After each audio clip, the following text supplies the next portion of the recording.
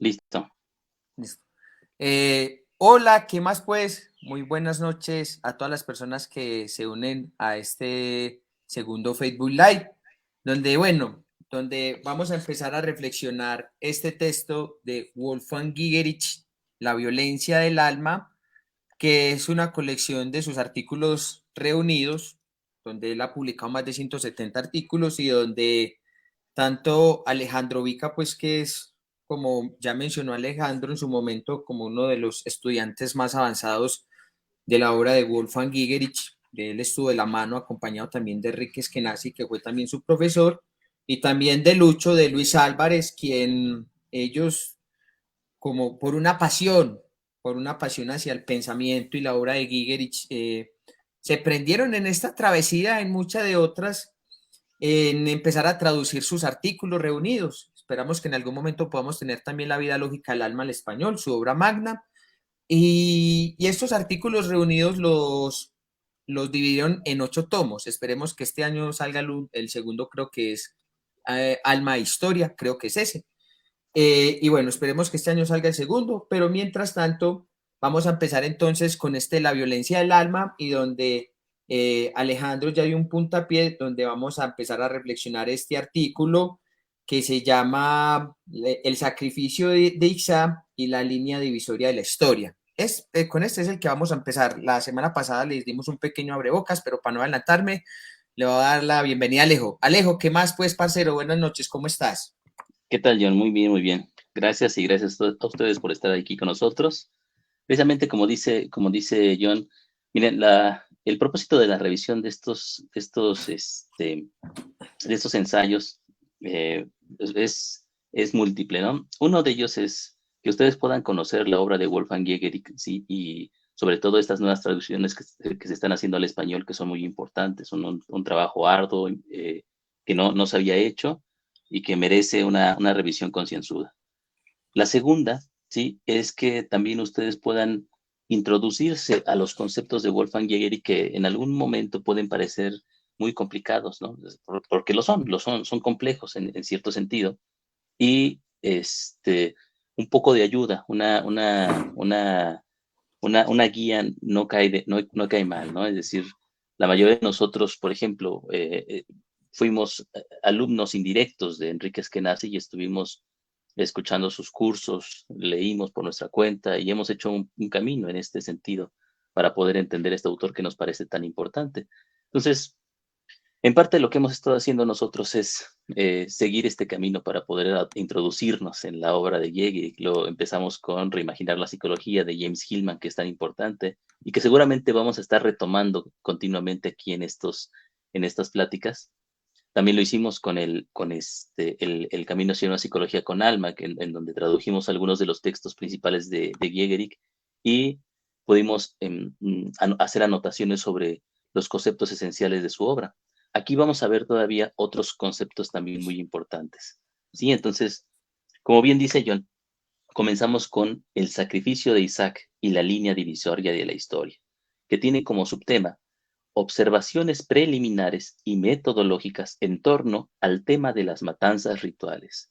Desde aquí nosotros podemos empezar a ver ya dos cosas interesantes, es decir, una es que lo que va a hacer Giegerich en este ensayo es darnos precisamente pinceladas, pero no solamente nos va a hablar acerca de los rituales como un fenómeno, sino que además nos va a permitir que nosotros lo acompañemos en el estudio de este fenómeno, ¿sí? Como un fenómeno por sí mismo. Por eso habla de observaciones metodológicas. Ujú. Nos va a hablar acerca de su propia metodología para afrontar un fenómeno. Muchas veces, antes, por ejemplo, de que saliera cuáles son los factores que curan, la gente preguntaba, ¿no? Me preguntaba, ¿y cómo hace Giga para dar terapia, ¿no? ¿Qué es lo que hace en la terapia y toda esa situación?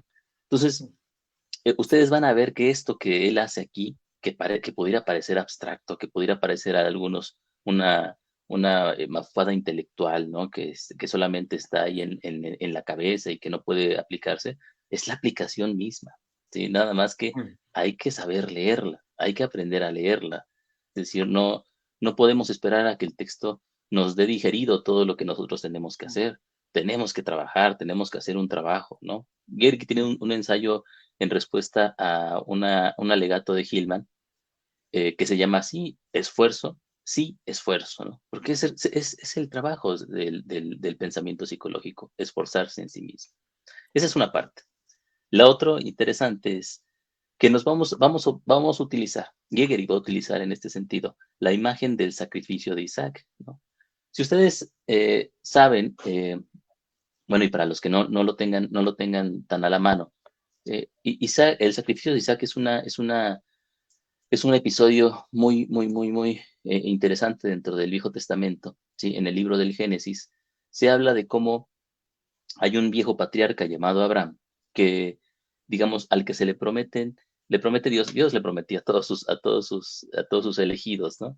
Les prometía que iba a multiplicar ¿cómo se llama? Su descendencia como estrellas en el cielo, ¿no? O como la arena del mar. Es decir, iba a hacer que ésta creciera de manera exponencial. Entonces, Abraham tiene a una esposa que es Sara, y esta esposa es una esposa ya mayor de edad, es decir, ya es vieja, entonces ya no está en edad de parir.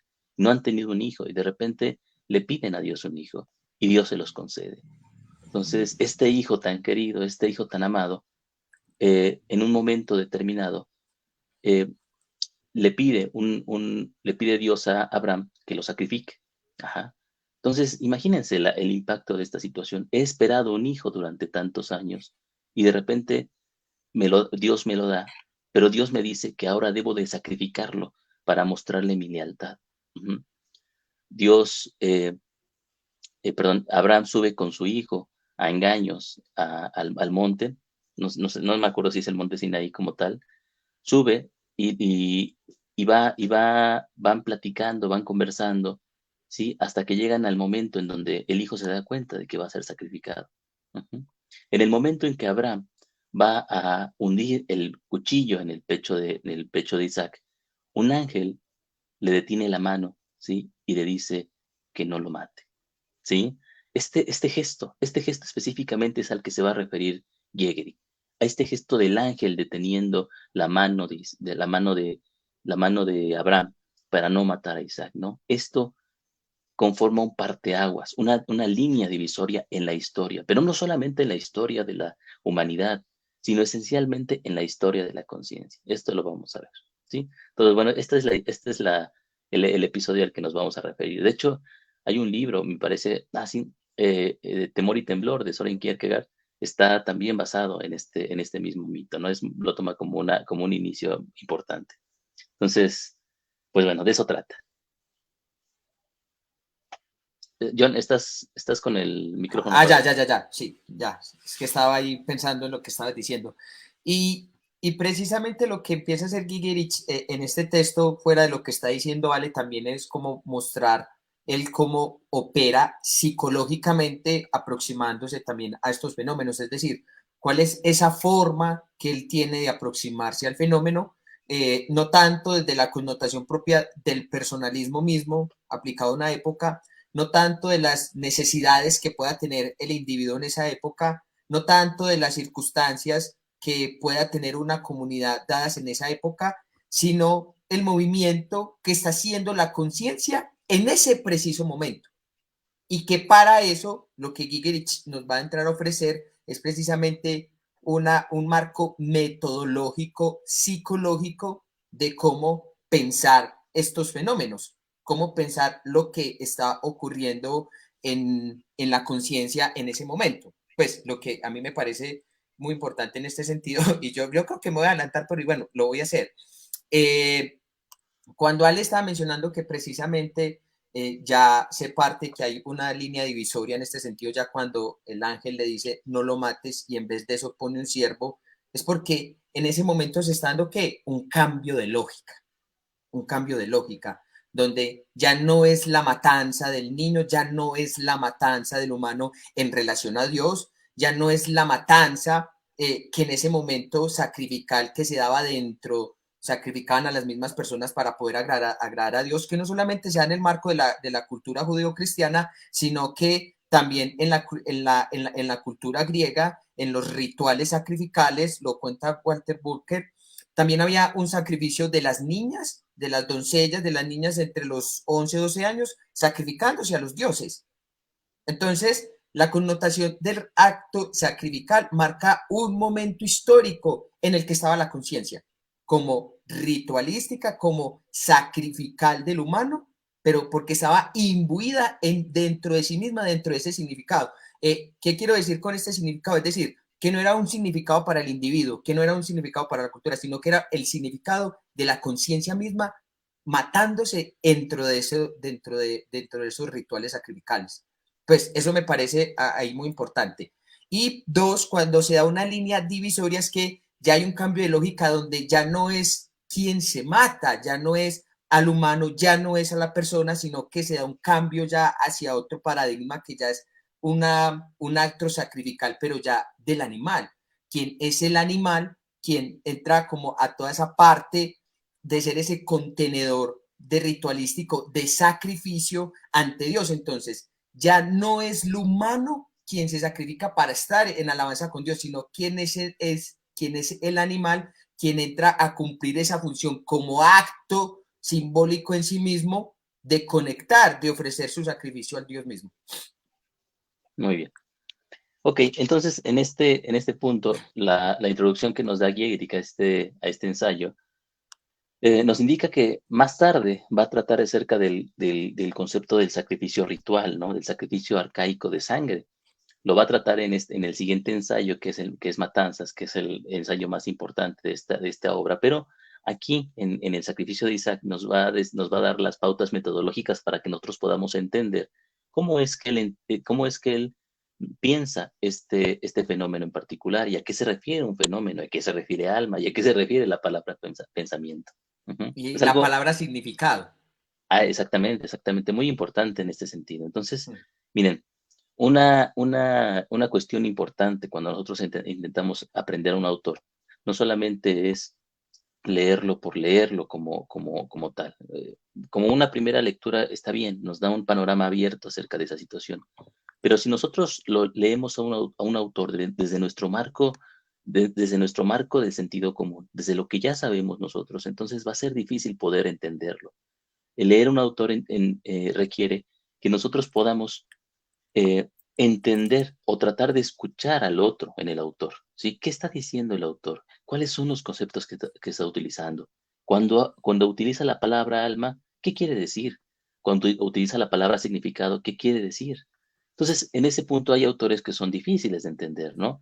Pero hay otros como Giegerich que son complejos porque tienen una visión compleja del fenómeno, pero que no son difíciles como tal porque Gehrig nos da todo digerido realmente, es decir, pues, vamos a ir viendo cómo los conceptos que él va utilizando, él nos los va desgranando, nos va diciendo qué es lo que nosotros tenemos que entender por eso, y que para que nosotros podamos atender el ritmo de su propio pensamiento. Entonces, si no, hay dos razones por las que podríamos malentender o no entender a Gehrig. Una es, pues porque no nos interesa, ¿no? Porque no estamos para ello, no es algo que sea relevante para nosotros. Y el otro es porque lo leemos reactivamente, ¿no? Es algo que podríamos llamar una lectura proyectiva. Yo proyecto en el autor mis propios miedos y sombras, y entonces leo en él aquello que yo temo, ¿sí? Y por lo tanto, el autor me causa rechazo. Entonces, esa es una de las peores formas que podemos nosotros leer, porque no sirve de nada. Es decir, leer desde esa posición es un reafirmar y reiterar una y otra vez lo que ya sabemos. Ujú. Y precisamente leer, así como dar terapia, es hablar acerca de lo que no sabemos, acerca de lo que queremos aprender. Ujú. Sí, Entonces, y otro punto ahí es que o se le entra como de una postura muy utilitarista, en qué me va a beneficiar, cómo voy a crecer, cómo me va a ayudar a mí como persona, cómo me va a ayudar a individuarme. Y la lectura de Gigerich no te ofrece eso tampoco. Lo que hace Gigerich es un proceder metodológico ante un fenómeno que lo va reflexionando a sí mismo, mientras lo escribe, lo piensa, lo interpreta todo a la misma vez. Entonces, el trabajo que hace Gigerich en relación en tanto a sus textos es un trabajo constantemente de reflexionar el fenómeno sobre él mismo de una forma metodológica que, como bien está diciendo Alejandro, en este texto de sacrificio de Isaac, pues como parte introductoria también, va a empezar como a pautar como cuáles son esas luces o las ideas que él va llevando para poder entrar a reflexionar los fenómenos, como precisamente le está diciendo, qué es alma, qué es significado, qué es el acontecimiento, pero que cuando él empieza a llevar al lector en esto, también le va mostrando, porque como dices que nace la lectura de Giger es muy transparente en el sentido en que muestra, es decir, la forma en cómo él va reflexionando los fenómenos, desde qué lugar también va mostrando metodológicamente de cómo aproximarse psicológicamente a un fenómeno, más allá de la conciencia ego-psicológica y personalista que también le critica aquí un poquito a Jung en ese primer texto, sino que es hacer ese trabajo frente al fenómeno, ese fenómeno que es un significado en sí mismo, lo que está haciendo el alma ahí como en un momento histórico de la historia, por decirlo. Entonces eso también va a terminar que Gigerich es un pensador frente al fenómeno que tiene enfrente. Y que para eso, nosotros lo mencionamos en la clase pasada, que si ya nosotros vamos con, como está diciendo Ale, con presupuestos, con rechazos, con una lectura reactiva, con beneficios para mí, lo primero que no vamos a encontrar en la entrada es el no. No, prohibida la entrada, porque no es para cualquiera, porque ya se va con un montón de prejuicios, de ideas y de cosas ante el fenómeno. Entonces el guardián de la entrada te va a rechazar, por decirlo de alguna forma. Exactamente. Muy bien. Entonces, miren, en esta misma introducción que da Guerrica al texto, él nos habla acerca de una máxima metodológica con la que vamos a partir, que va a ser la famosa máxima platónica en mi mal griego, obviamente, soseinta y fenómena, ¿no? Es decir, salvar al fenómeno. Ujú. Este salvar al fenómeno puede tener muchas vertientes, muchos significados particulares, pero de la forma en que lo trata aquí Eric es, digamos, atender al fenómeno tal cual es, atender al fenómeno tal como se presenta, sin tener nosotros que alterarlo, que modificarlo o que desear algo para él. ¿Sí? Lo que queremos más bien de los fenómenos que estudiamos no es arreglarlos, lo que queremos es entenderlos. ¿Sí? Porque ya cuando nosotros queremos arreglarlos, entonces estamos sobreponiendo sobre ellos un deseo personal, algo que queremos sobre el otro. En en esta fecha, por ejemplo, en que se celebra el Día del Amor y la Amistad, por ejemplo, nos damos cuenta de que el amor es lo más escaso que hay en el mundo, porque el amor explícitamente eh, implica que nosotros podamos observar al otro tal como es, ¿sí? Cuando yo, por ejemplo, estoy enamorado, ¿no? De alguien, cuando alguien se enamora de otra persona, lo que hace es cubrir con una sombra luminosa, ¿sí? Al objeto amado. Ujú. Es algo muy parecido al proceso de la melancolía, pero al revés, ¿no? Decía Freud, la sombra del objeto ha caído sobre el yo. Bueno, en este caso, la sombra del yo cae sobre el objeto. Entonces, en este sentido, el enamorarse es enamorarse de una imagen proyectada, de una imagen que no me pertenece a mí, sino que se pertenece a sí misma, pero que está puesta en el lugar del otro. El proceso del amor requiere el poder desilusionarme de esa idea que yo tengo acerca del otro y empezar a observarlo tal como es, con con todas sus limitaciones y sus virtudes, y poder, y poder darme cuenta de que es alguien, digamos, que no hay una esperanza de que sea otro, de que ese es otro y ya nada más. En ese sentido, poder aceptarlo tal como es el verdadero acto de amor. Y el verdadero acto de amor no es algo que ocurra una vez y nada más, sino que se tiene que ir construyendo continuamente a lo largo de la vida. Pero amar en ese sentido, amar al fenómeno, salvar al fenómeno, implican lo mismo. Y amar al fenómeno en este punto requiere de nosotros que primero nos cortemos o por lo menos pongamos en cuestión, ¿sí? Porque a lo mejor no podemos cortarlas completamente, pero que en ese momento pongamos en cuestión nuestras nuestros propios prejuicios, aquello que hace que nosotros que queramos que el otro sea diferente, ¿no? Entonces, el paciente Por ejemplo, la consulta llega con la idea de que quiere que el otro sea diferente. El otro en el sentido de su otro, puede ser su cuerpo, puede ser el síntoma, puede ser un conjunto de fantasías. Quiere que eso cambie, que sea tal como él quiere que sea. Ujú. Y el trabajo en terapia requiere más bien que podamos nosotros aprender a amar a ese mismo fenómeno que está ahí, ¿sí? Es decir, que el paciente aprenda, junto con el terapeuta, a amar a lo que está presente, al fenómeno en sí mismo. O sea que en este caso, en el amor no sería salvar al fenómeno, sino salvar a la pareja tal y como es. Un Claro, poco así. Sí, pero en ese sentido que en lo que vos estás hablando, y es algo lo que a mí me llama mucho atención también es en terapia, porque la primera que dice es que yo quiero cambiar lo uno, yo quiero cambiar lo otro. Y la pregunta es, ¿y esto que eres, no eres tampoco? Si ya eres. ¿Qué es eso que te está vistando ahora que te hace ser como eres ahora? ¿Y cambiar para quién? O el rechazo, el cambio hacia quién, o qué es eso que no acepta que eso que ya eres ahora. Entonces, el asunto es porque como ese huésped desconocido interpela de una manera tan abrupta ese acomodo en el cual siempre ha estado al ego y te visita con tanta potencia que te saca. Y la pregunta es, yo no soy así, yo no quiero esto, yo no soy lo uno, yo no soy lo otro. Y su forma precisamente de manifestarse, como nos lo decía Freud, es el acto compulsivo de estarlo repitiendo constantemente y no poderlo controlar. así es. Así es. Por eso, de alguna forma, sí, dime, No, dime. que en este sentido venía también una connotación propio del acto propio sacrificial en cada momento histórico.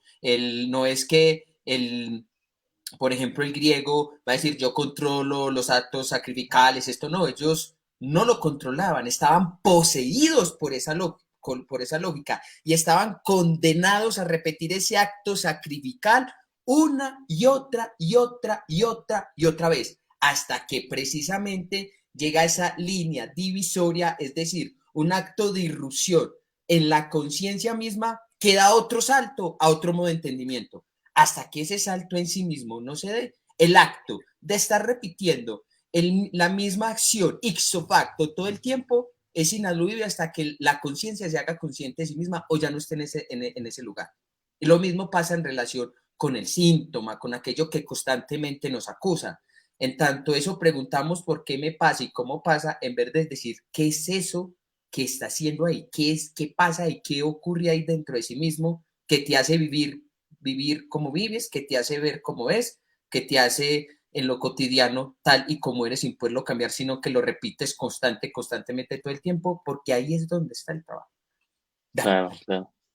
Sí, y tal como tú lo dices, lo más difícil es permanecer en el fenómeno, ¿sí? O sea, el deseo común es salirse de, pero lo que el psicólogo necesita o su marco metodológico tendría que ser permanecer con el fenómeno, ¿sí? Ahora, me recuerda, por ejemplo, esto que estábamos platicando, una frase de Aldo Carotenuto, ¿no? Él en su libro Eros y Patos, cuando habla acerca del amor, hay una parte en donde dice que hacemos mal al negar los amores fallidos que hemos tenido. Es decir, nosotros decimos, no debía haberme juntado con esta persona, no debía haberme casado con esta, no debía haber tenido esta relación. Este amor ha sido destructivo y todo eso. Y él dice algo muy curioso, dice, realmente todos los amores que hemos tenido han sido necesarios. Todo lo que hemos vivido ha sido parte del destino que teníamos.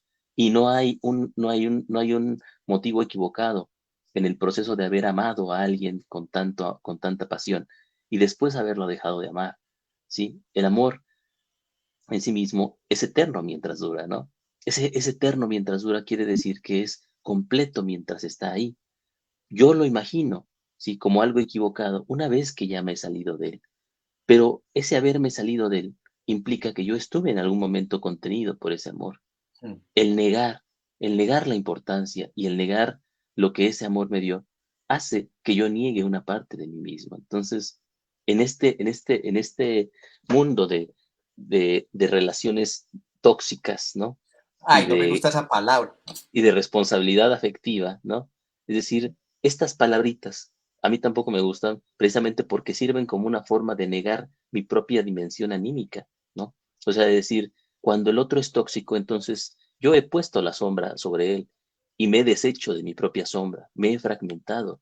Y eso me condena a mí a una especie de alienación de mí mismo, porque entonces lo malo de la relación está en el otro y lo bueno está en mí. Y entonces yo he quedado separado, ya no puedo integrarme, ya no puedo estar frente a mí mismo. Sí, y hay algo que me llama precisamente la atención a eso. Se me viene esta idea, es pensar que en el mundo hay ausencia de amor, cuando es todo lo contrario.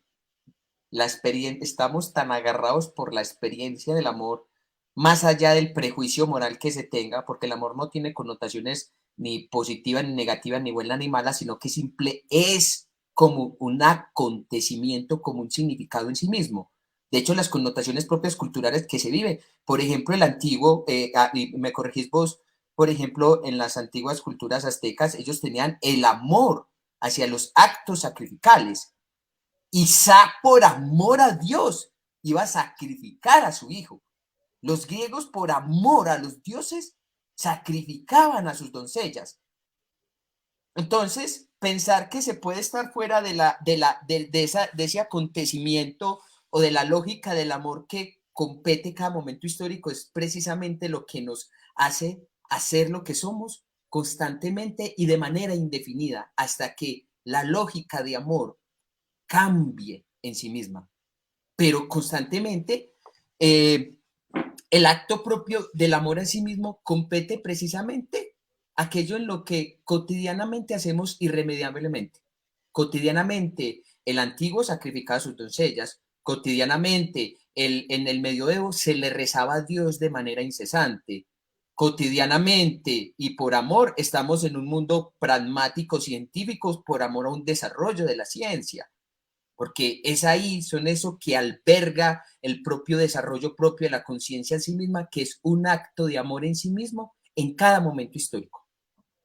Así es, así es. Yo, mira, lo que sostengo en algún momento es que nos hemos acostumbrado a tanto a la idea de que el amor tiene que hacernos felices, ¿no? Sí. De que el amor tiene que gratificarnos, ¿no? Como si fuéramos niños pequeños a los cuales darles todo lo que necesitan, que nos hemos olvidado de que una parte importante de la experiencia del amar es el ser desgarrados por el amor, el ser rotos, el ser fragmentados por el amor en pedazos y vueltos a reconstruir otra vez, ¿sí? Nos hemos olvidado que en el dicho alquímico solve et coagula, ¿no? Hay un momento de disolución en donde para que nosotros nos armemos y seamos nosotros mismos, tenemos primero que disolvernos. ¿O no era Freud el que decía que el amor es aquello que nos saca del narcisismo, ¿no? Entonces, el salir del narcisismo precisamente es la forma de ser nosotros mismos atendiendo al otro, estando frente al otro en sí. En ese punto, yo tengo la hipótesis, John, de que uno de los grandes problemas en las relaciones amorosas, que son las conductas destructivas, ¿sí? La violencia, la literalización de la fantasía de destrucción, ocurre precisamente porque no somos capaces de poder contener en nosotros la fantasía de lo destructivo del amor, ¿sí? Como no dejamos que el amor nos destroce, entonces nosotros tenemos que destrozar a las personas, tenemos que destrozarlas emocionalmente o tenemos que destrozarlas físicamente, ajá, porque no, porque preferimos hacerlo a dejar que sea el amor el que nos destroce a nosotros. Es un Dios el que se presenta ahí con nosotros. La manía en la época de los griegos no era otra cosa sino la presencia del Dios que llega a mi vida y que me hace actuar de formas que yo no lo quiero. Pero ese que yo no lo quiero es eso que yo no lo quiero, ¿sí? Pero sin embargo hay una voluntad actuando ahí a través de mí. En ese sentido, ¿sí? Yo me preguntaría hasta qué punto el amor, la violencia del amor no es otra cosa sino la venganza del amor, ¿sí? Al que hemos violentado tanto tiempo al al negarle la entrada a nuestras vidas. Al no salvarlo por lo que es. Entonces, un poco en este sentido, el texto nos va remitiendo precisamente, al menos desde la reflexión que yo voy haciendo, y que Gigerich nos va introduciendo también, es que al menos en la consecución de los actos sacrificales hay un amor, hay un significado en sí mismo, un significado no para el individuo, no para nosotros, sino para ese momento histórico propio en el cual se encuentra la conciencia. Y que lo que hace Gigerich es precisamente llevarnos poco a poco de cómo esa aproximación psicológica va mostrando que, como bien estaba diciendo, Vale, que es un acto, el amor es como ese acto de negación y de afirmación todo el tiempo sobre el fenómeno. Es dialéctico, es contradictorio en sí mismo. Entonces, porque en tanto desgarra, construye al mismo tiempo. No es desgarrar y por un lado construir, sino que en tanto desgarra, construye. ¿Por qué? Porque en la medida en que el antiguo sacrificaba a sus dioses, al mismo tiempo también estaba haciendo una afirmación hacia el dios. Se estaba desgarrado por esa experiencia, pero al mismo tiempo se estaba afirmando propio en esa experiencia de Dios. Entonces, eso era lo que le posibilitaba precisamente estar en ese acto trascendente de estar a la altura del fenómeno que le acontecía en ese momento y sobre el cual él era obediente, que marcaba precisamente también esa forma de proceder en ese tiempo. Que aquí hay algo que a mí me llama mucho la atención y es precisamente lo que rescata el texto, es la palabra de pronto significado. O sea, que aquí yo pienso que hasta incluso yo te lo iba a comentar tras bambalinas, pero no nos dio tiempo, pero igual lo voy a lanzar acá, que mientras que para Nietzsche la historia no era un discurrir sin sentido y sin significado, en relación, leyendo a Gigeris es todo lo contrario. La historia en sí misma es su propio significado. ¿Significado en qué sentido? En que precisamente trae una forma de ver particular que significa en sí misma. Vive un amor dentro de esa connotación históricamente que es en sí misma. Pero pensar que, claro, que eso no tiene un significado para el individuo, no lo tiene, porque es que él ya está imbuido dentro de ese mismo significado, que esa es otra cosa muy diferente. Está imbuido Claro. en ese significado. Entonces, en ese sentido, el significado, por ejemplo, cuando Gigerich remarca esto, que ya el significado, cuando ya le puede ver de una manera útil, entonces ya el significado ya muerto, porque ya está dentro de una red extensa y no en una red cogita, es decir, dentro de una propia forma de conocerse a sí misma. Entonces, cuando ya el significado, digamos, se ha exteriorizado para mi utilidad y esto significa una cosa y esto significa la otra, entonces ya la palabra, la fuerza de la palabra significado en ese momento ha muerto, ha muerto. Sí, en parte sí. Ahorita vamos a ver que sí y que no al mismo Sí, tiempo, sí, ¿no? sí, sí, sí, sí, sí. En ese punto. Pero mira, antes de llegar a ese punto, John, a mí me gustaría hacer un paréntesis porque Gehrig empieza a hablar aquí acerca de una cierta estructura de la propia conciencia que de repente no entendemos de forma común y corriente. Es decir, tenemos que pensarla desde este punto de vista. Cuando él, por ejemplo, está hablando acerca del sacrificio, él está hablando de un punto determinado en la historia, de un momento en la historia, no en la historia del hombre, sino en la historia de la conciencia como tal. ¿Sí? Hay un libro de Erich Neumann que se llama así, Historia de la conciencia. Eh, pero esto de lo que está hablando Gehrig es un tanto diferente, ¿no? De hecho, Gehrig y Hillman tienen una crítica feroz contra Neumann, ¿no? Contra su historia de la conciencia, porque Mm. es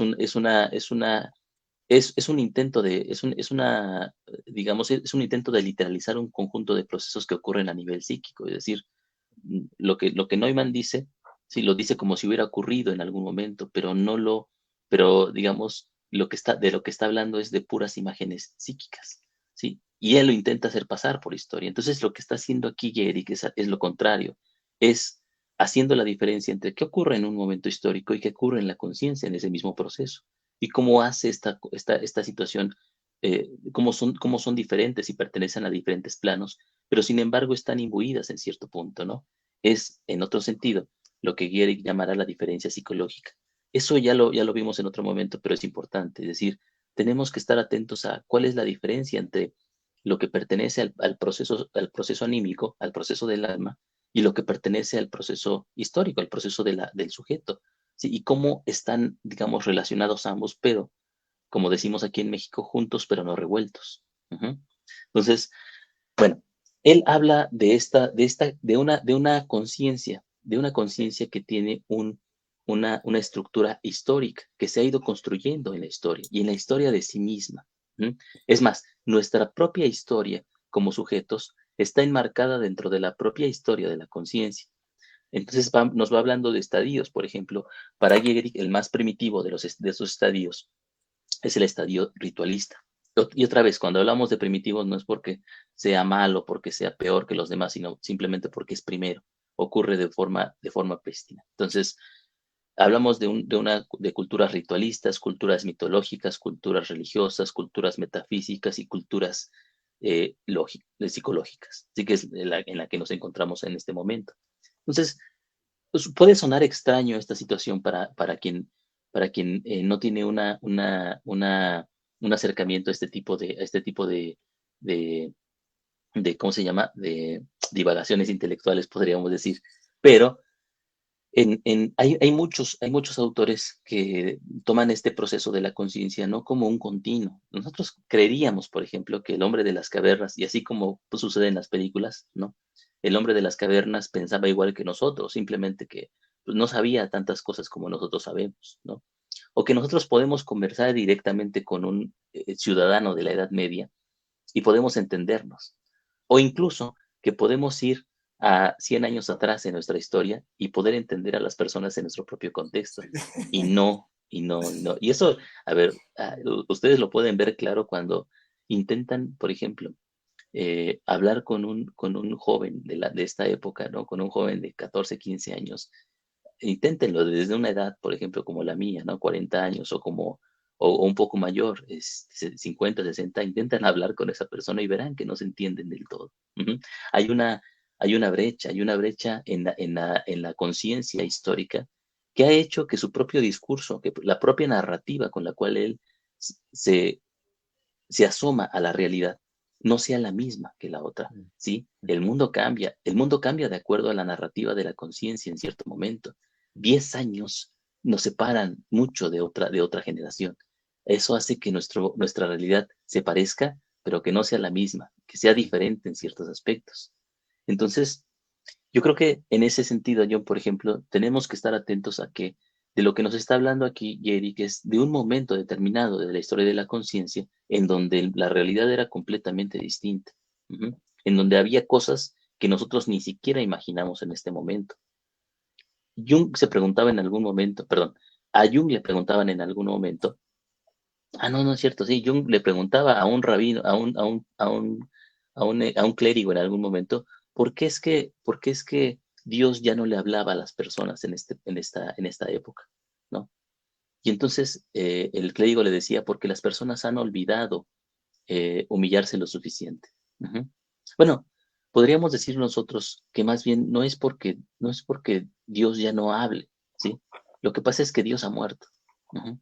Pero esa muerte de Dios implica algo para la conciencia muy interesante. Lo veremos en algún momento, ¿sí? Pero miren, yo les recomiendo que si ustedes tienen interés en el poder entender a la conciencia como un acontecimiento histórico, ¿sí?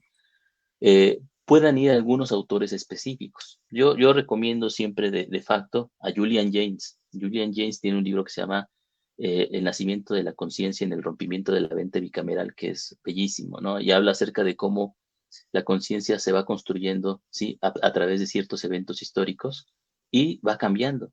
Es decir, de ser una voz, de ser una mente comunal, sí, que tiene la conciencia fuera de sí, esta conciencia se va integrando y se va volviendo parte del sujeto. ¿Sí? Imagínense una humanidad en donde la conciencia no estuviera dentro de él, no la sintiera como algo interior, sino que la conciencia la sintiera como algo que viene de afuera. Ujú. Entonces, en esa conciencia, los árboles hablan, los dioses existen, las musas están constantemente dictando.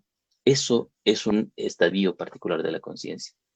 Otro, otro autor al que ustedes pueden revisar es a Jan Gebser. Hace algunos años, Editorial Atalanta publicó su libro por primera vez en español, Origen y Presente, que es una historia precisamente de la conciencia que nos da muchas pistas para poder entender esto que nos dice Giegerich. Quizás, o sea, yo no es mi primera recomendación, pero también es un libro entretenido. eh, eh, em, Historia de la conciencia de Erich Neumann es en el ámbito junguiano uno de los libros más famosos que habla sobre este tema, ¿no? Y ya un poco más difícil y un poco más complejo, la filosofía de las formas simbólicas de Ernest Cassirer. Entonces, ahí ustedes pueden encontrar esa situación. Y bueno, si ustedes quieren, y ahí les va un tip, porque yo antes de no me hubiera aventado esa broncota de revisar estos libros, si hubiera conocido este antes, ¿no? Sí. Lean Después del Edén de Ken Wilber, ¿sí? Después del Edén es una maravilla porque la verdad es que a mí que yo no estoy muy de acuerdo con las propuestas de Wilber, pero sus propuestas sintéticas son muy interesantes y nos dan una pauta acerca de cómo podemos entender estos autores. Entonces, lean Después del Edén de Ken Wilber, les dará muchas pistas sobre cómo entender a la conciencia como un proceso histórico en constante cambio. Sí, o hay este otro texto muy bueno que lo publicó también Atalanta que se llama Realidad y Proceso. Sí, de Weiger. De Weiger, ese también es muy bueno. Ve, hay algo que vos remarcaste que de pronto fue que se nos fue un poco la olla, como decimos acá, es que cuando vos estamos marcando lo que determinaba la conciencia en ese momento, yo voy a poner un ejemplo práctico. Por ejemplo, mi madre me dice, en mis tiempos, cuando un niño no iba a la iglesia, se le pegaba porque estaba alejado de Dios. Y los muchachos de estos tiempos solamente quieren Facebook, Twitter y mujeres y paren de contar. Y ahí se la pasan pegado de ese internet y ese Facebook.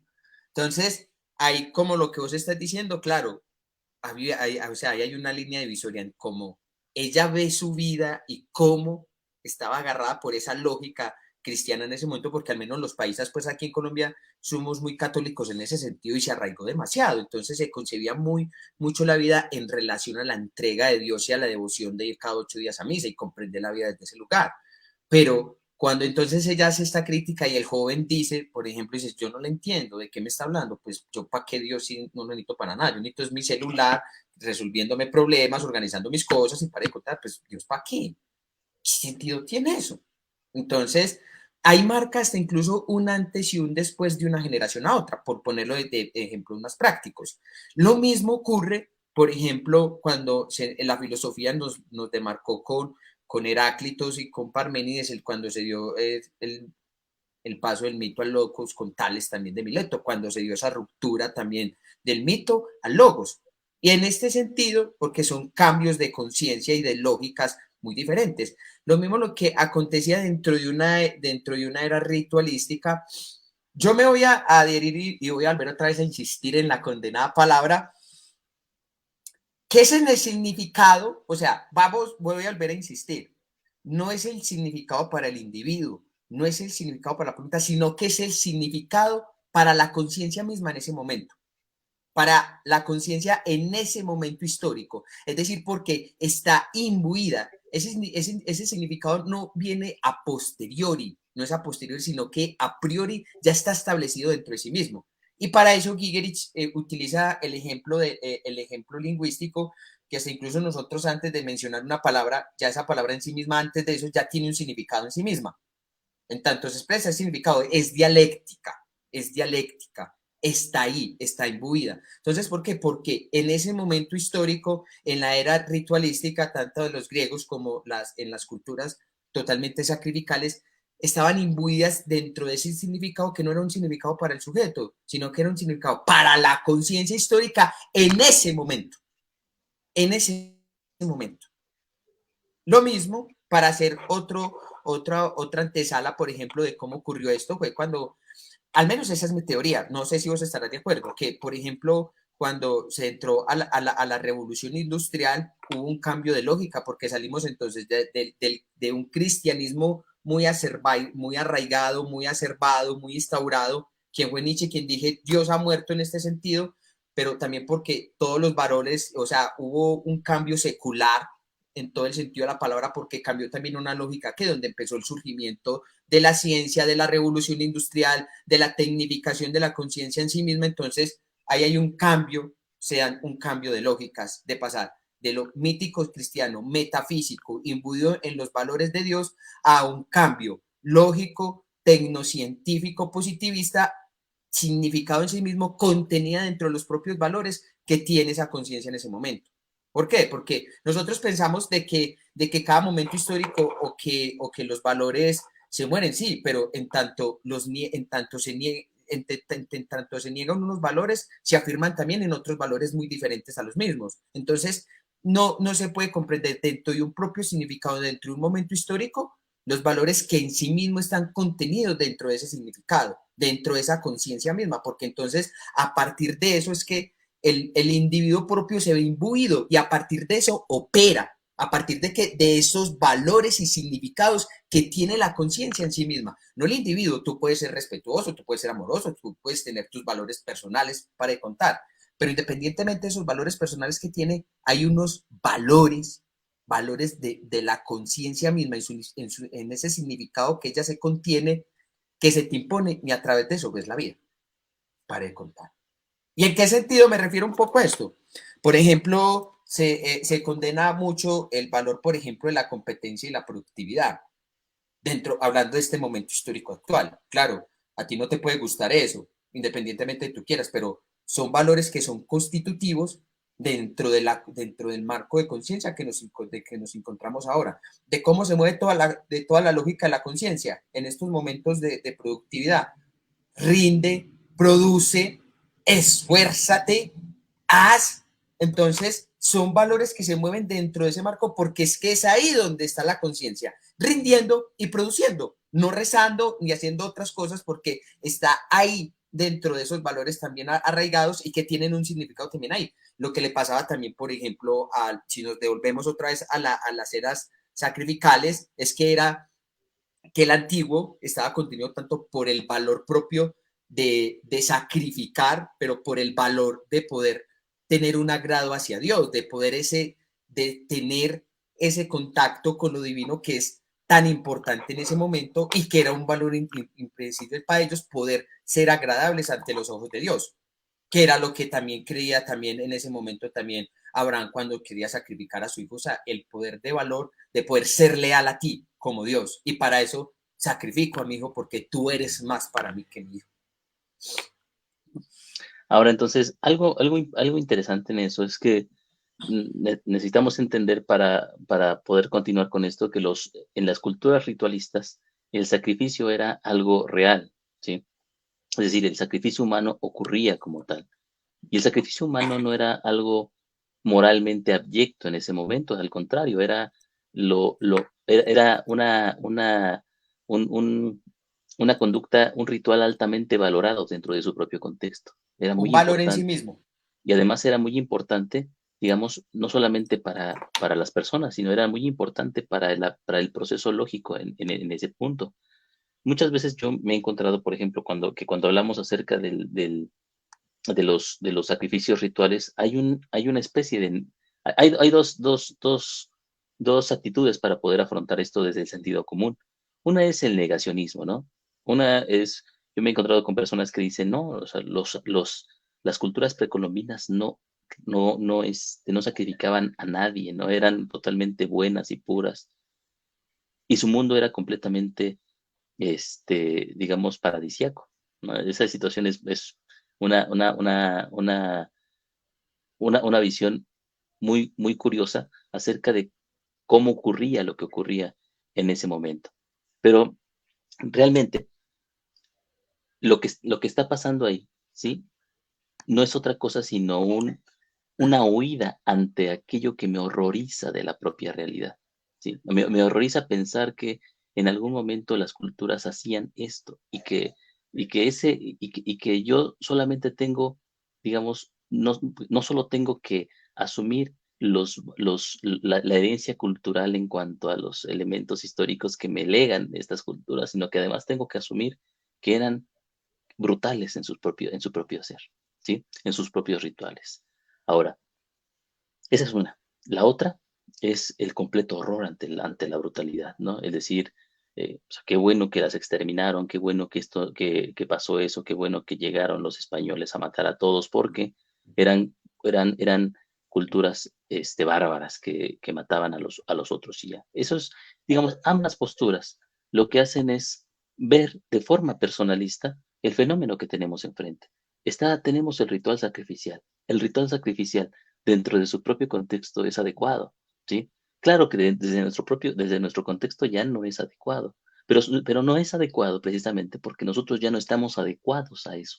Es decir, nos hemos salido, nosotros ha pasado algo en nuestro propio proceso histórico de la conciencia que ya no podemos entender esos mismos procesos y no podemos atenderlos de manera natural, tal como lo hacían los habitantes de esas culturas ahí, ¿no?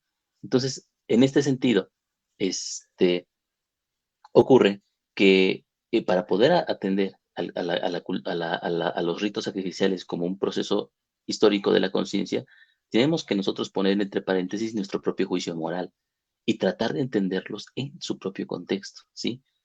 Es evidente por los datos antropológicos que había rituales sacrificiales, que se mataban niños, que se mataban niñas, que se quemaban, que se degollaban, que se empalaban, que había una matanza innumerable dentro de estos mismos elementos, ¿sí? En los pueblos antiguos, y que no era algo inadecuado, que era algo que tenía que ocurrir en ese momento en que ocurría, ¿sí?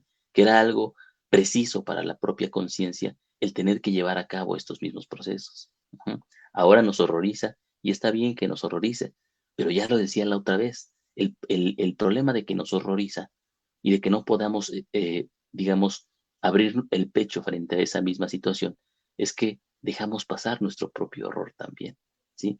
Una cosa es que estos elementos nos estén presentes ahí y nos arrastren, ¿sí? Y otra cosa es que nosotros no podamos tener una posición frente a ellos en sí mismos. Pero para poder afrontar algo, tenemos que verlo primero, ¿sí?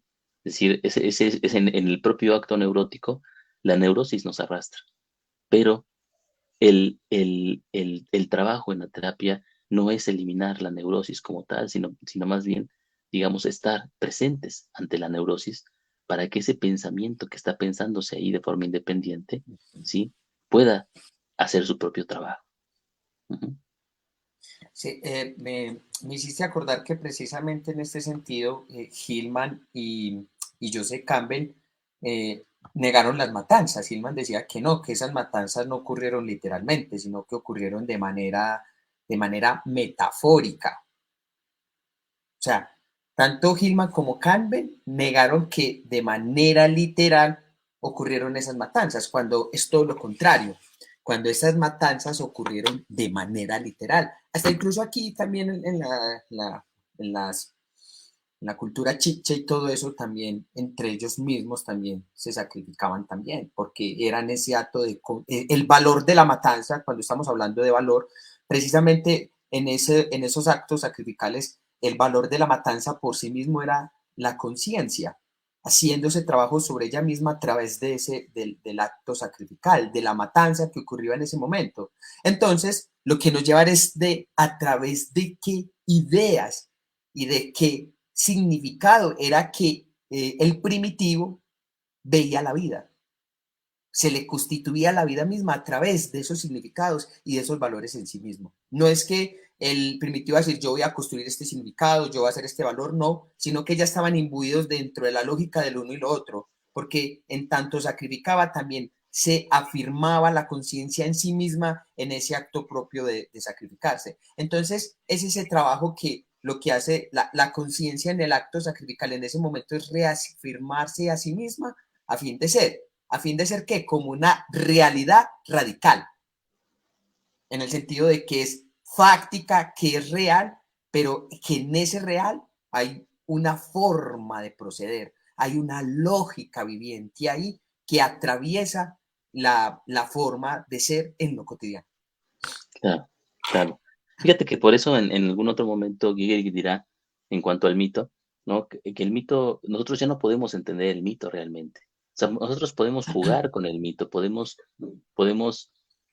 hablar acerca del mito y escoger el mito en particular, pero en el momento en que nosotros podemos elegir, digamos, el mito, en ese momento el mito ya ha dejado de ser importante para nuestra propia conciencia. Porque el mito no solamente es el mito como tal, sino el mito, o sea, el mito no solamente es la narrativa, sino es la narrativa y el contexto donde esa narrativa emerge. Ujú. El contexto mítico habla de un momento de la conciencia que nosotros ya no podemos entender en este punto, porque ya hemos pasado a otro estadio de la propia conciencia. Es decir, el mito lo podemos utilizar nosotros porque cuando nosotros pasamos a otro estadio, eso que estaba en ese momento activo deja de serlo, se integra dentro del nuevo estadio y se convierte en aquello que está, digamos, aquello que le da sostén, ¿sí? Pero ya no es lo más importante, sino ahora lo más importante es otra cosa. Entonces, podríamos añadir a esta situación no solamente que nosotros ya no podemos entender al mito, sino que además el mito ya no puede entendernos a nosotros.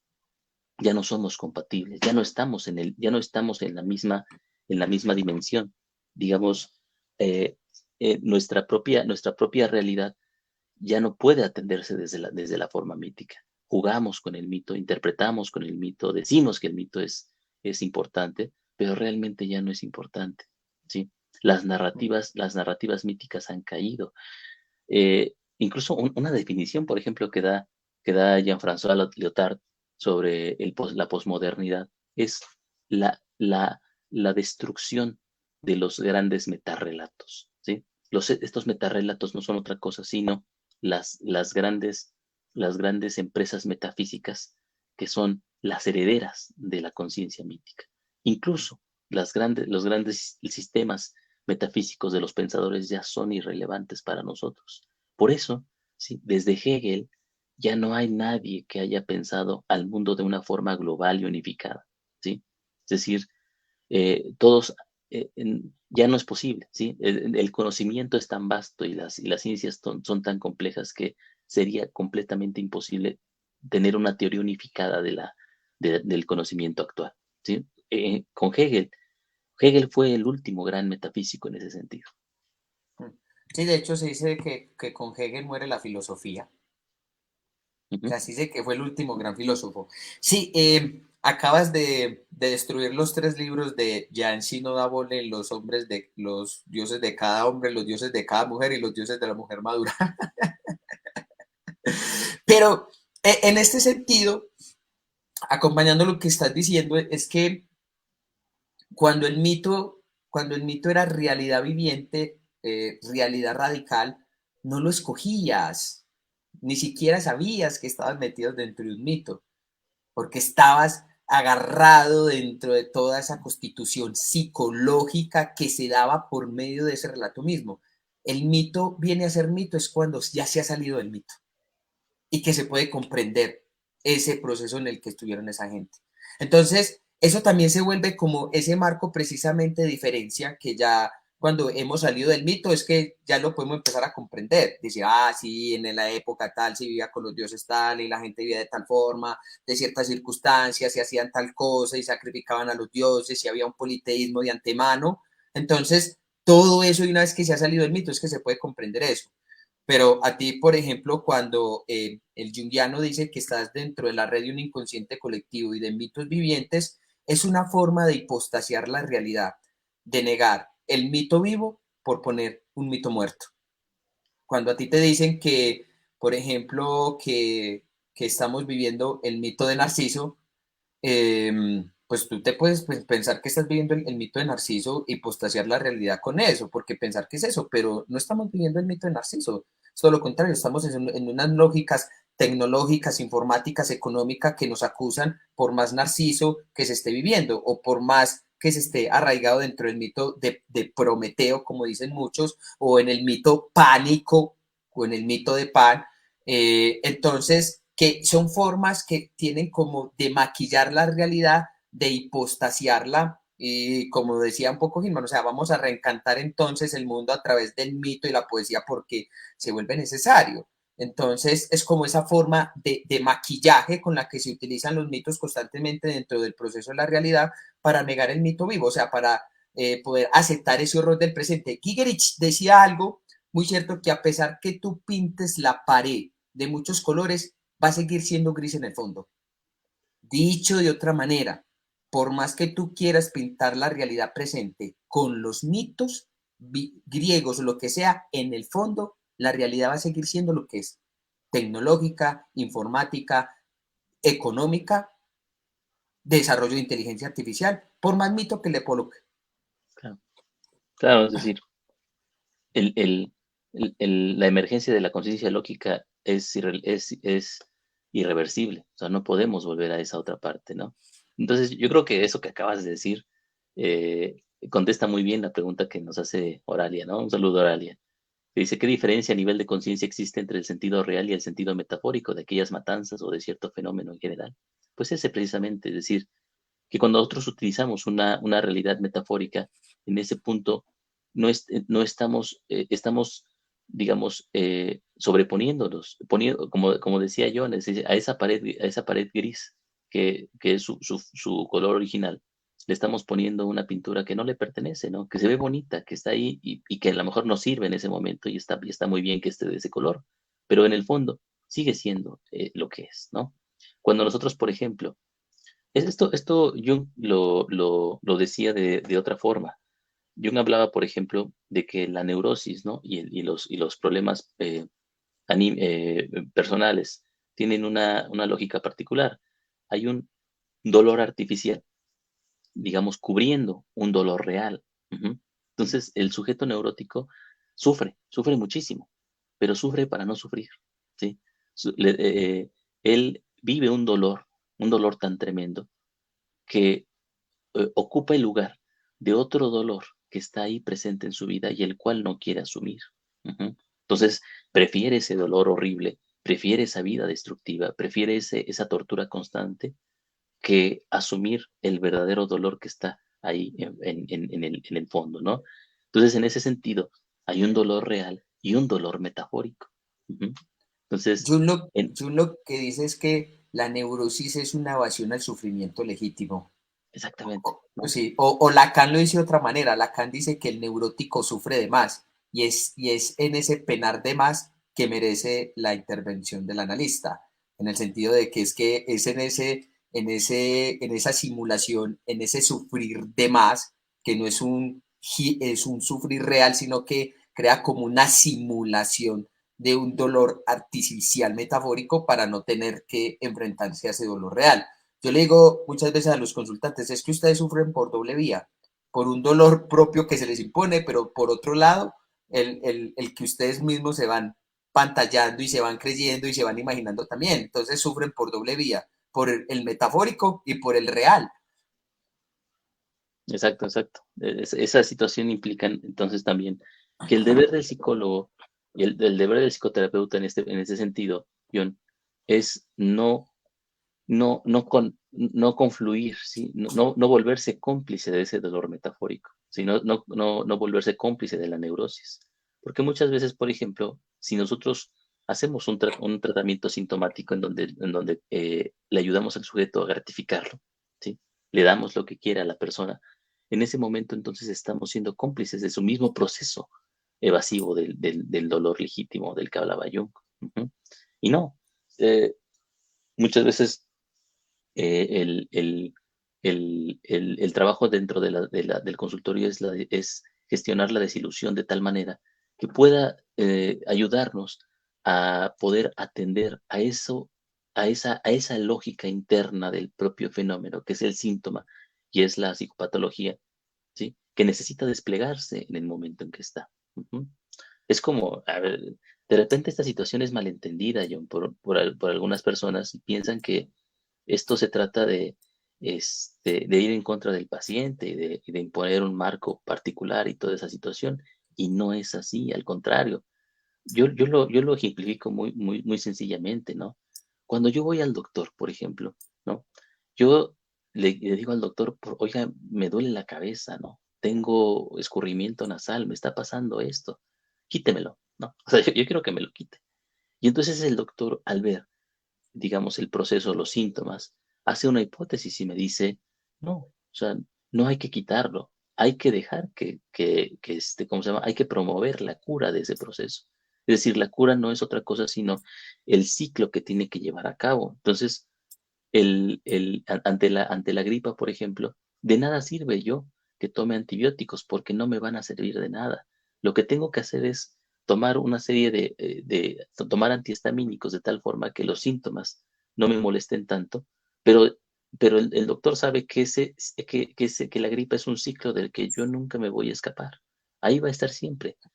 Entonces tengo que esperar a que otra vez duerma el virus, ¿sí?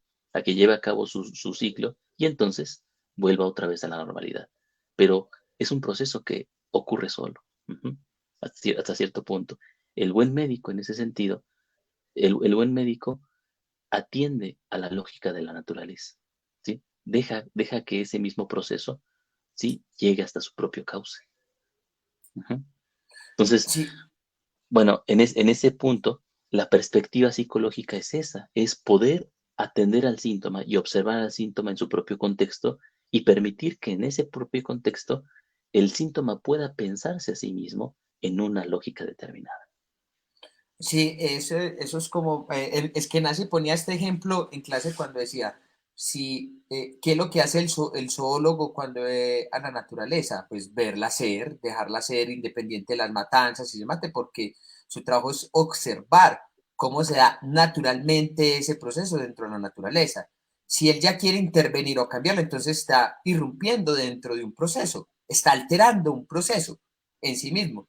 Y esto lo cuento con esta metáfora, no sé si te acordás, esa la contaba también, es que nace que cuando en la antigua, por allá en la época de Mao, que los pajaritos estaban comiendo la cosecha, entonces se comían la cosecha, entonces pusieron a la gente a que espantaran los pajaritos y no se dejaran posar, entonces cuando murieron todos los pajaritos también les vino otra plaga, entonces es decir, que a alterar todo el ecosistema sin saber cómo eso se va engranando dentro de sí mismo es alterar todo un proceso natural que se está dando en sí mismo Así es. con la consecución propia del fenómeno psicológicamente hablando, cuando el psicólogo empieza a intervenir, a hacer de una manera quirúrgica, a cortar el fenómeno, a meterlo dentro de un marco teórico o el referencial que se tenga, entonces estoy acomodando el fenómeno a lo que yo quiero que diga, a lo que yo quiero que exprese, a donde yo lo quiero direccionar. Para Gigerich no es así. Gigerich, por eso Gigerich, yo lo dije, yo ya lo dije en la clase pasada, Gigerich dice que la psicología no es para mariquitas. Él dice sí, sí. Los muchachos lo tradujeron como cobarde, pero yo soy más aventado y sí me lo tomo literal. No, la psicología no es para mariquitas, en el sentido que el psicólogo, independientemente del fenómeno que tiene enfrente, no lo cambia ni lo mejora, sino que lo acepta. Y más cómo él lo teoriza, cómo ese fenómeno se va teorizando en sí mismo, cómo se va desplegando a sí mismo dentro de su propio marco referencial y dentro de sus propios presupuestos, más que los que le vaya a poner el psicólogo.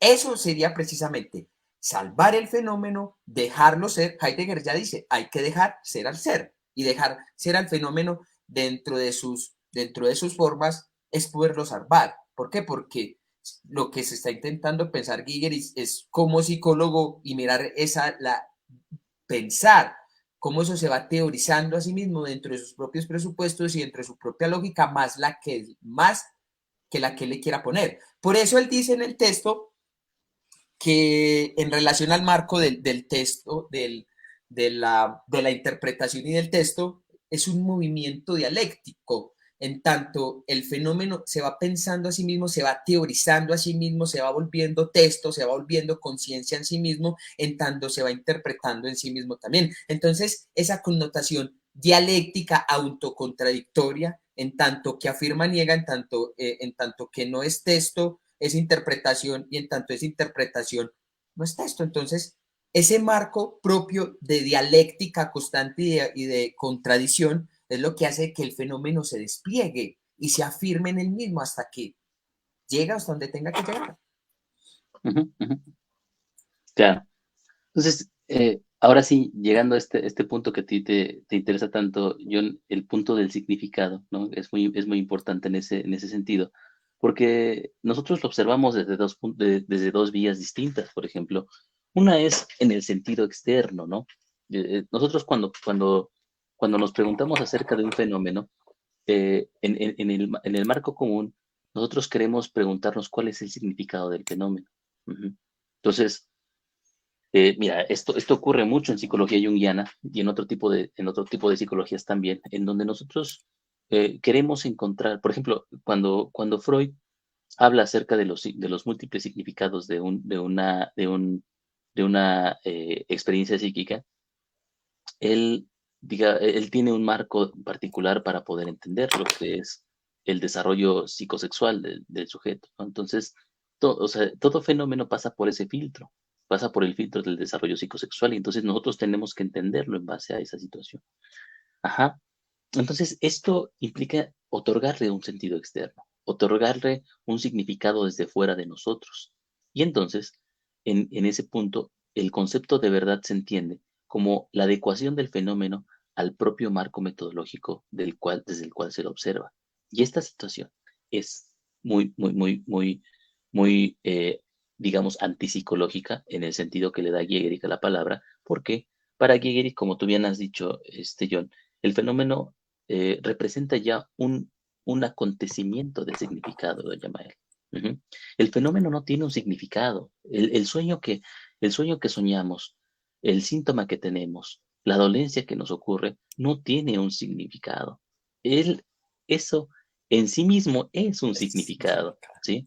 Es decir, no tiene un sentido exterior a él, sino que al contrario, él ha interiorizado el sentido en sí mismo y su ocurrencia ya es un sentido, ¿sí? Por eso, dice John que la interpretación y el texto aquí son lo mismo. Es decir, el fenómeno es el fenómeno interpretándose constantemente a sí mismo. Es a lo que llama Giegerich eh, pensar el fenómeno, ¿sí? El fenómeno es un pensamiento continuo que va ocurriendo dentro de sí, ¿sí? Y entonces nosotros cuando queremos entenderlo, tenemos dos opciones. Una es aplicar nuestro propio marco para poder a capturar ese fenómeno, ¿sí? Y el otro es permitir que el fenómeno nos enseñe a nosotros el marco que le pertenece. Ujú. A nosotros nos es difícil esa situación, pero, pero desde vistas diferentes, ¿no? Nosotros podemos entenderlo, digamos, no sé si ya les había contado esto, yo lo cuento de repente con mis pacientes, pero hay una anotación que hace Eric Fromm, por ejemplo, en un libro que se llama Tener o Ser, que a mí me gustaba mucho cuando la leía, que hace precisamente, o sea, él cita a otro autor que se llama Suzuki, D.T. Suzuki, que para los budistas es muy importante. Eh, Él dice que hay una diferencia entre la posición occidental y la posición oriental ante la belleza de un fenómeno, por ejemplo, ¿no? Él dice, por ejemplo, si el occidental ve una flor en algún lugar y dice, qué hermosa flor, la arranca, la pone en una maceta y la tiene en su ventana, ¿sí? La flor le pertenece. Pero el oriental, ¿sí? Hace otra cosa. El oriental ve una flor y dice, qué hermosa flor. ¿Y qué hermosa flor es esa flor ahí donde está? Sabe que si la arranca, entonces la flor pierde toda su belleza, porque la belleza de la flor no es solamente su forma, sino también el contexto en el que se encuentra. Y entonces la deja ser tal como es. Dejar ser tal como es precisamente la propuesta psicológica de Giegerich, ¿sí? Nosotros tenemos un ritual de sangre, ¿sí? Un ritual sacrificial, y tenemos la idea de poder explicarlo y poder darle un sentido y decir, no, pues más bien lo mataban porque eran primitivos, porque no se daban cuenta, porque les faltaba cultura y civilización, ¿no? Lo cual es una tontería, porque entonces lo que tenemos que entender es que el ritual sacrificial era todo lo que necesitaba en sí mismo, en ese momento particular, y que si nosotros ya no lo podemos entender, no lo podemos entender porque ya no nos pertenece y nosotros ya no le pertenecemos a ese mismo proceso, estamos lejos de él, y lo que antes era un contacto con lo divino, en este momento se ha convertido en una barbarie. Ujú. Pero no porque lo haya sido en su momento, sino porque para nosotros lo es. Pero el que para nosotros lo sea, no quiere decir que para el mismo fenómeno lo sea. Esto Hillman lo trataba de una forma muy particular cuando hablaba acerca de psicopatologizar. Él decía que, por ejemplo, cuando nosotros atendemos un fenómeno psicopatológico, debemos de cuidarnos de, de la falacia moralista, ¿sí? Es decir, de aquella idea que entiende, y de la falacia naturalista también, Ujú. de aquellas ideas que comparan el fenómeno con un proceso externo, ¿sí? Natural, por ejemplo, y también con una regla, ¿sí? Moral que nosotros imponemos sobre el mismo. Decía, por ejemplo, el árbol torcido o muerto dentro del sueño, ¿sí? No debe estar, no debe renacer y no debe de ser compuesto, ¿sí? Y no debe ser tomado como algo malo. Es todo lo que necesita en sí mismo. El árbol es suficiente para sí y así tiene que ser entendido como tal.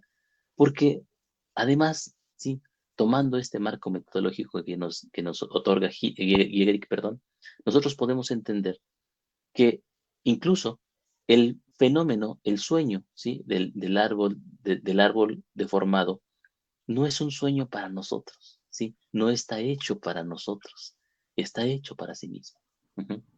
Entonces, podemos entender que nuestra necesidad de moralizarlo y de compararlo no es otra cosa eh, sino un intento de apropiárnoslo, ¿sí?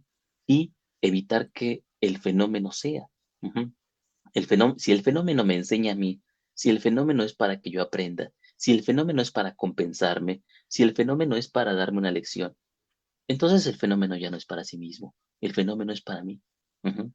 Entonces, ahí está la vorágine del ego, ¿sí?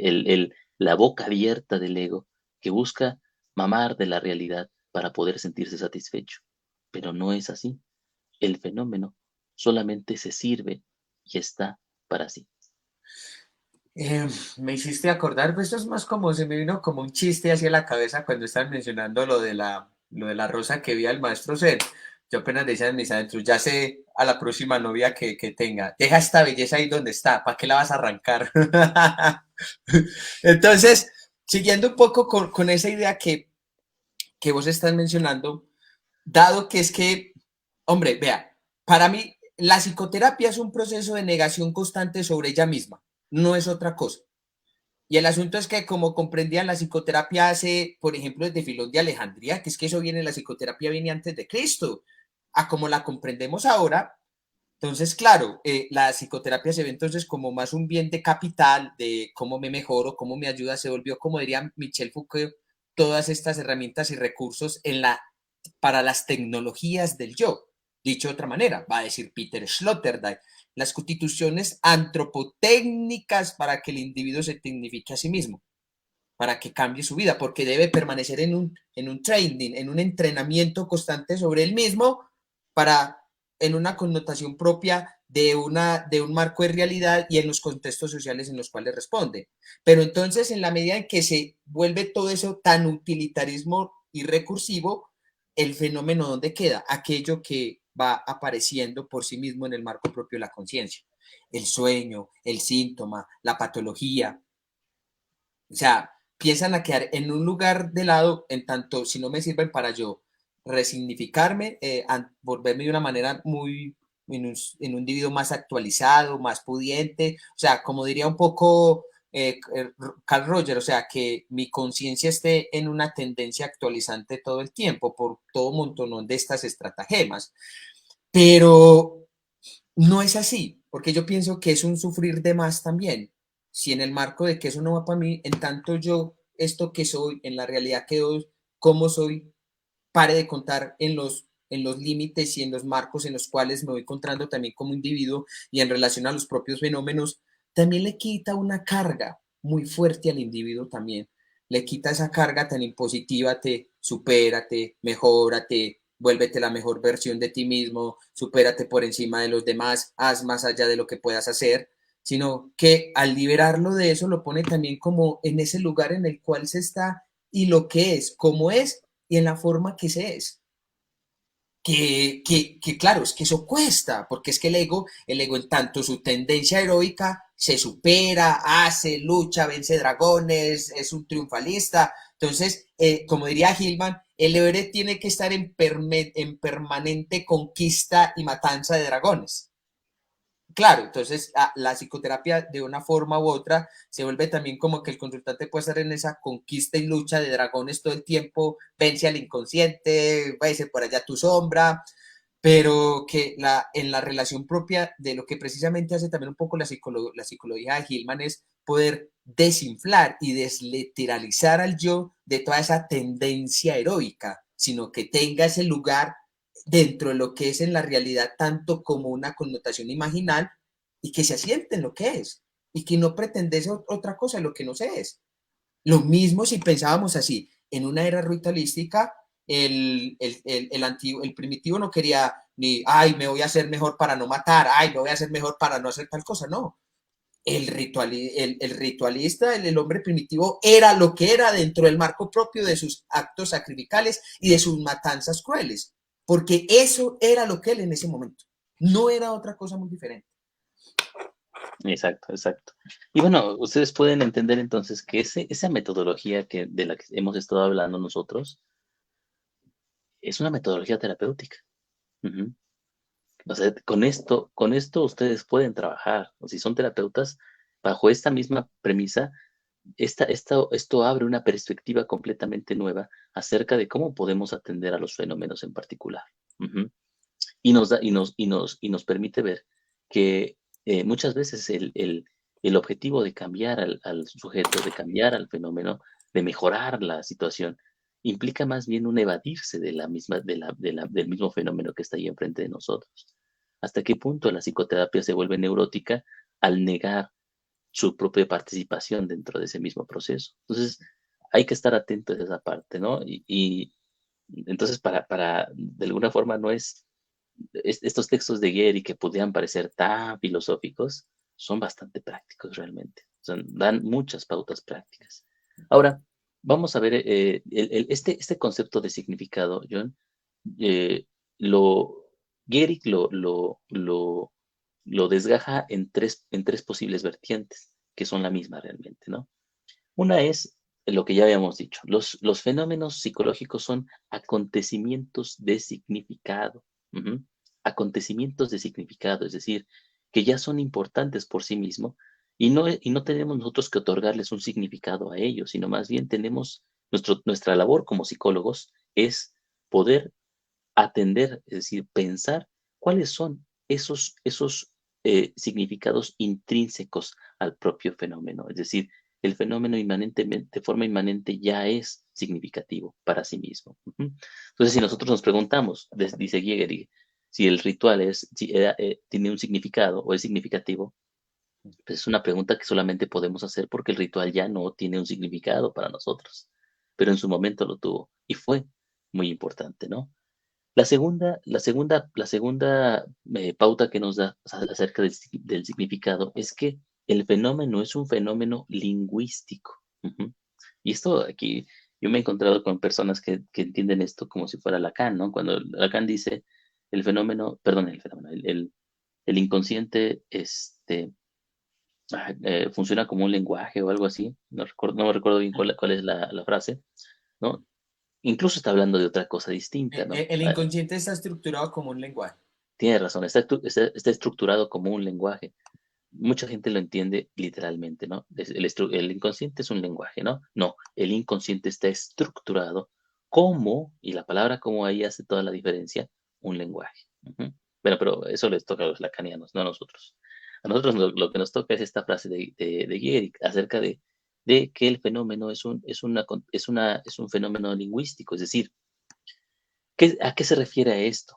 A que el fenómeno en sí mismo tiene la cualidad de ser una narrativa, ¿sí? De que tiene la cualidad de ser una conciencia autónoma. Ujú. Y esto lo podemos entender mejor si atendemos a esa parte del capítulo 1 de Reimaginar la Psicología, donde Hillman nos habla acerca de la eh, acerca del personificar, acerca de la autonomía de los propios procesos psíquicos. Hillman nos dice ahí, nos indica que los propios fenómenos no se desprenden del sujeto, ¿sí? No son mis fenómenos, son una marea de elementos autónomos que ocurren ahí en donde yo también ocurro, ¿sí? O sea, yo no soy sino la ocurrencia de muchas otras cosas. Y es que la identidad en ese sentido, la identidad es una ilusión hasta cierto punto. Si nosotros nos preguntamos cuántos organismos somos millones de organismos. Nosotros somos una miríada de organismos, no somos un organismo conjunto, somos un montón de organismos que están formando, digamos, una colonia que somos nosotros. Y esa colonia, sí, se ha construido a partir de una integración de muchos otros elementos que en algún momento llegan a la ilusión conceptual de que somos uno, ¿sí? Pero no, somos muchos. Entonces, Hillman en ese punto nos da la pauta para que nosotros podamos pensar cómo los fenómenos psicológicos tienen una mente autónoma. Y no solamente porque tengan una mente autónoma, sino porque son una mente autónoma en sí mismo. Jägerich lo dirá así: los fenómenos son conciencia, son la conciencia pensándose a sí mismos, son pensamiento pensándose así, ¿sí? Por eso los fenómenos son lingüísticos. Ujú. Entonces, eh, hay una diferencia entre pensar que nosotros podemos entender el pensamiento de los fenómenos y otra cosa y otra entre que el fenómeno tiene una cualidad de ser pensamiento en sí mismo. Ujú. O sea, una es la visión externa, personalista, con la cual nosotros atendemos al fenómeno, y la otra es la visión psicológica. Ujú. La pregunta clave ahí yo podría hacer es eso. ¿Cómo ese fenómeno se piensa en mí? Es una muy diferente. Yo no pensarlo, sino eso cómo se piensa en mí. Ujú. Porque ese sería también un poco el marco aquí en esta referencia. O sea, no yo cómo pienso el fenómeno, sino eso fenómeno cómo se piensa en mí. Porque eso le ocurre es precisamente a la conciencia, es a la conciencia no, no. Entonces eso se piensa es en uno, no en otra parte. Yo no entro a pensarlo, sino eso cómo se va pensando en sí mismo, en tanto se va reflexionando y se va pensando. Así es, así es. El último punto del concepto de significado, John, es que, como tú ya lo habías marcado, el fenómeno no es otra cosa sino la interpretación de sí mismo. Ujú. Entonces, nosotros no tenemos que interpretar el fenómeno ya es su propia interpretación. Jung lo decía citando al Talmud, que el sueño es su propia interpretación. Entonces, esto lo retoma Geiger y lo pone como el fenómeno es su propia interpretación. Entonces, el fenómeno no se refiere a nada en el exterior, ¿sí? El fenómeno ni siquiera, o sea, decía Hillman en El sueño y el inframundo, que los sueños, digamos, retoman nuestras propias experiencias personales para poder recrearse a sí mismos, ¿sí? O sea, no es que sean nuestros sueños, no es que sean nuestras experiencias, es que los sueños nos sueñan a nosotros, ¿sí? Esa situación es muy, muy importante porque se refiere a esto que Gary va a decir como que el fenómeno psíquico solamente se refiere a sí mismo, ¿sí? No a nosotros, solamente se refiere a sí mismo. Entonces, en tanto somos psicólogos, nuestra tarea es entender ese lugar al que señala el propio fenómeno. Y ese lugar no somos nosotros, ese lugar es el propio fenómeno. Por eso Hillman va a entrar a decir que el sueño lo que muestra es dónde está el alma ahora. Y Exacto. listo. Y no otra cosa. Fíjate que en eso que acabas de mencionar, me viene también un punto que precisamente en la propia relación de ese significado, o sea, que yo, como yo estaba diciendo, antes de este elemento lingüístico que se da en función propio de la palabra, antes de tú pronunciar la palabra en sí misma es significado. Entonces, incluso ya el significado ya está dentro de sí mismo, entonces no es que tú le des significado, ya está significada dentro de sí misma, ya está significada en su propia forma de expresión.